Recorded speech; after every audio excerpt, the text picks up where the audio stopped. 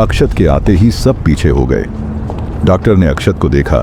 उसकी पर्सनालिटी काफी ज्यादा अच्छी थी। उसकी हाइट 6 फीट थी और रंग गोरा था। उसकी काली आंखें शायद शराब की वजह से लाल नजर आ रही थीं। उसकी बॉडी मस्कुलर थी। डॉक्टर ने जब अक्षत को गौर से देखा तो उसे वो तुरंत ही पहचान गया था। इस आदमी की ही कल टीवी पर न्यूज़ आ रही थी और जिसकी न्यूज़ कल आ रही थी उसने काफ़ी केस सॉल्व किए हुए थे। मैंने पूछा, कब तक होश आएगा उसे? वही डेड बॉडी को लेकर गया था ना? अक्षत ने दोबारा तेज आवाज़ में डॉक्टर से कहा। कुछ नहीं कह सकते हैं ऑफिसर, डॉक्टर ने जवाब दिया। डॉक्टर आरव बजाज, यही नाम है ना तेरा? अक्षत ने अपनी सिगरेट सुलगाते हुए कहा। जी? तो अक्षत अपनी सिगरेट का एक कश लेते हुए बोला, तो तू उस आदमी को होश में नहीं ला सकता क्या, ये बता मुझे। सर, ऐसा लग रहा था कि जैसे उसे किसी चीज का एकदम से शॉक लग गया हो। वो थोड़ी देर में अपने आप ही होश में आ जाएगा। और एक बात और, डॉक्टर ने कुछ सोचते हुए आगे कहा, उसके गले में किसी तार के निशान मिले हैं। ऐसा लगता है जैसे किसी ने इसकी गला दबाकर मारने की कोशिश की थी। डॉक्टर अक्षत को उसे आदमी के पास ले गया। मैं इसी के बारे में बात कर रहा था सर, और ये देखिए, ये। डॉक्टर अक्षत को उसके गले के निशान दिखाते हुए बोला। ये निशान ऐसा लग रहा है कि किसी ने जोर से इसके गले को दबाया हो और फिर इसको सांस न आने की वजह से बेहोशी आ गई। अक्षत ने उस डॉक्टर की बात को पूरा सुना। अक्षत ने एक नज़र डॉक्टर को देखा और उसकी हाँ में हाँ मिलाई। अक्षत ने गौर से उस आदमी के गले को देखा जहां पर तार के निशान बने हुए थे। मेरी वाइफ की बॉडी कहाँ गई? क्या कोई मुझे बताएगा? चल क्या रहा है इस अस्पताल में? मैं इस हॉस्पिटल को बंद करवा दूंगा। अक्षत को अपने पीछे से एक आदमी की आवाज सुनाई दी। अक्षत ने पीछे मुड़कर देखा तो वहां पर एक आदमी सीनियर डॉक्टर पर चिल्लाए जा रहा था। डॉक्टर आरव बजाज, क्या यही माया का पति है? अक्षत ने आरव से पूछा।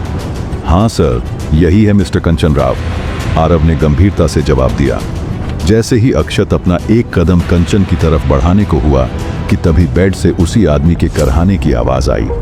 अक्षत ने पलट कर देखा तो उस आदमी को होश आ चुका था, लेकिन वो काफी ज्यादा डरा हुआ दिख रहा था। अगर नींद पूरी कर ली हो तुम, हमें कुछ बता भी दो। कब से इंतजार कर रहे हैं तुम्हारा कि तुम अपनी नींद से उठोगे, अक्षत ने अपनी तेज आवाज में उससे कहा। लेकिन अक्षत के पूछने पर भी वो कुछ जवाब नहीं दे रहा था।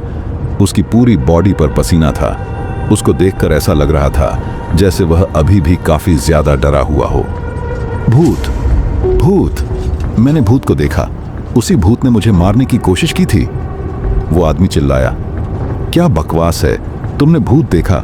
ये तो अच्छी बात है। अब ये बताओ कि वो भूत क्या कह रहा था? अक्षत ने उस आदमी से पूछा।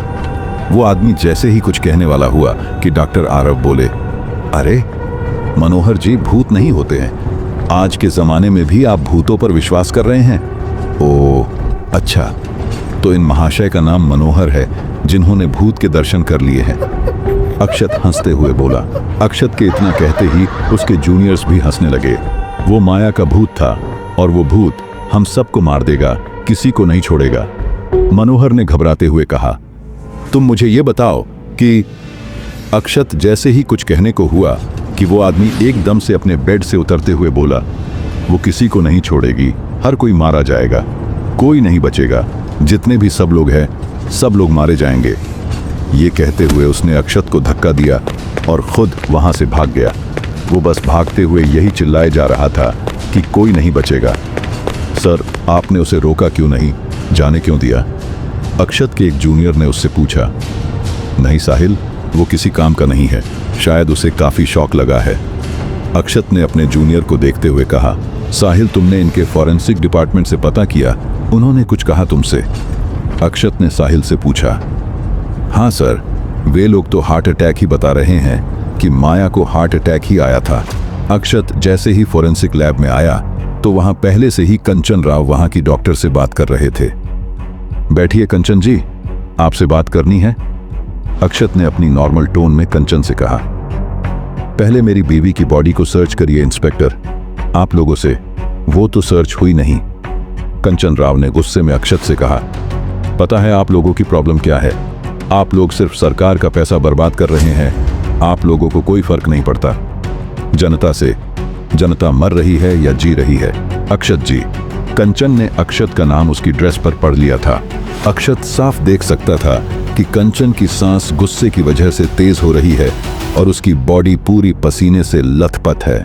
देखिए, आप हमारे साथ दीजिए ताकि हम आपकी बीवी की डेड बॉडी को सर्च कर पाए, और हमें आपसे भी कुछ सवाल करने हैं। इस वजह से आप भी यहाँ से नहीं जा सकते।